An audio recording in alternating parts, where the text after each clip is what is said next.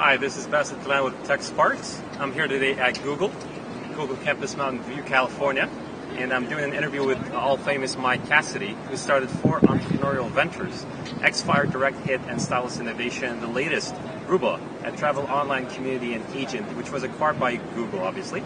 And here to ask him some interesting questions. Okay, so I'm sitting with the famous Mike Cassidy in the Google campus in Mountain View. And for the sake of time, we'll just dive straight into the questions. I'm currently working for Google as the Director of Search Product Management. A very successful entrepreneur with 4 high-tech companies under his belt. How is working for Google working out for Mike Cassidy? Well, Google's a very exciting place. And one of the things that's great about it is the scale and scope of when you roll out a product. 1 billion people will see a product that we roll out in the first week, which is a lot. It's very exciting and a lot bigger scale than any of the companies I've done before. Phenomenal. And as far as the startups that you worked for before, as opposed to working for a corporation as for, like Google, although it's very entrepreneurial, yeah. What's the difference? How do you evaluate the differences?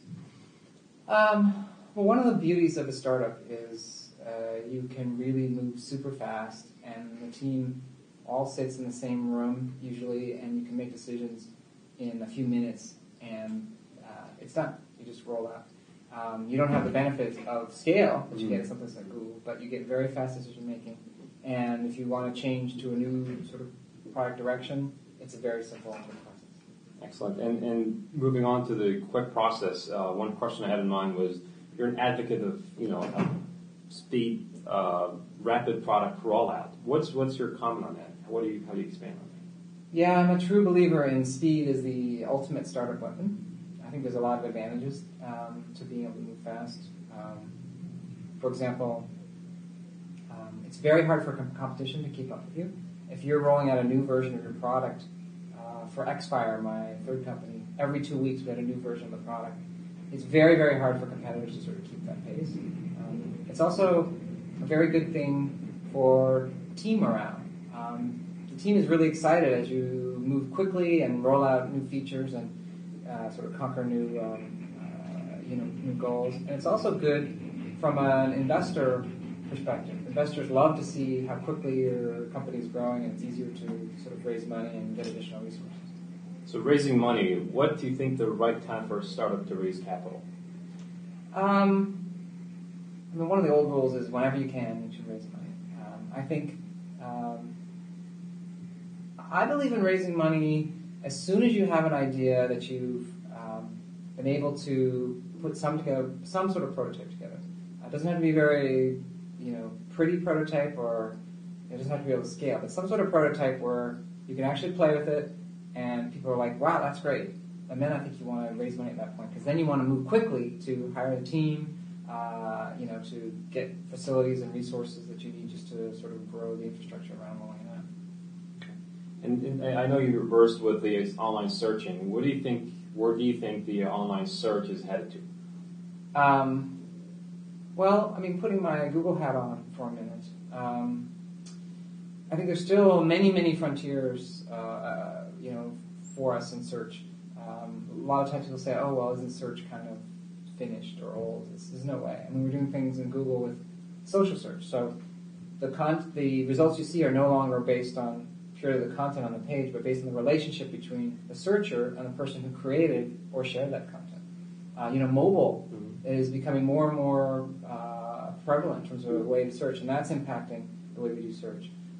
We're doing some things at Google with authorship, where we're trying to put, as often as possible, the real name of the person who created the content right next on the search result page, their name right next to the result. And I think that gives a lot more sort of sense of confidence by the viewer of, oh, this was written by Stephen Levy or someone like that. They can trust the content. And within online and mobile, where do you think, as far as disruptive technologies go, any verticals within those 2 domains that you think the future is?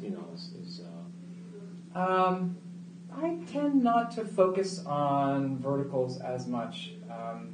With something like mobile, there's just so many different verticals, whether it's financial or retail or entertainment. There's just so many ways that mobile is something that is going to impact those fields, and even search itself. We do keep track of sort of what happens to our search queries in various verticals, but they're all just experiencing really strong growth. So.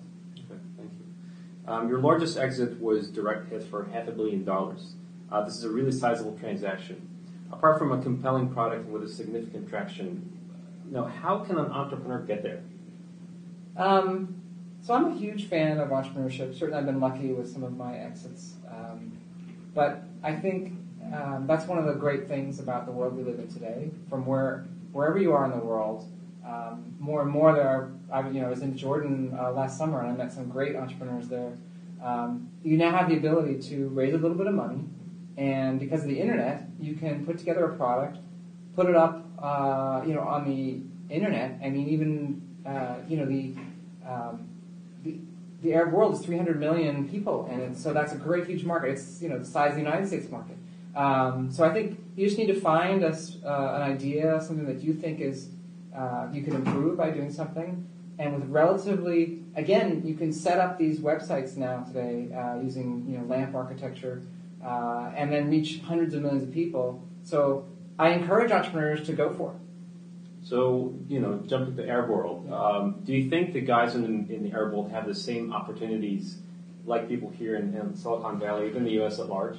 So I was asked the same question when I was there. I was there twice last year, and I'll be actually going back next month.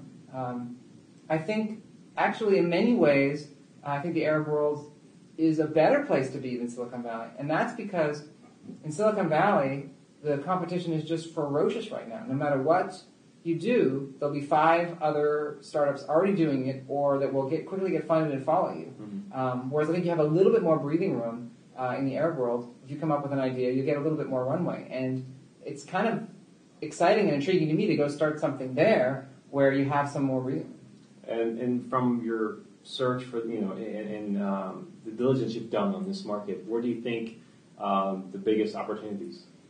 That's always a hard question. If I knew what a perfect opportunity that would be, go start a company right now. I think there's opportunities in location-based services, using GPS services or triangulation to know, if someone is here, what sort of services can we offer them? I think there's opportunities, in retail, e-commerce, where the more you know about someone, the more you can tailor their offerings to them. And also sort of social type retailing. If you know a set of their friends have all purchased a certain form of entertainment or a certain sort of electronic goods, that's a pretty useful thing to market to certain people.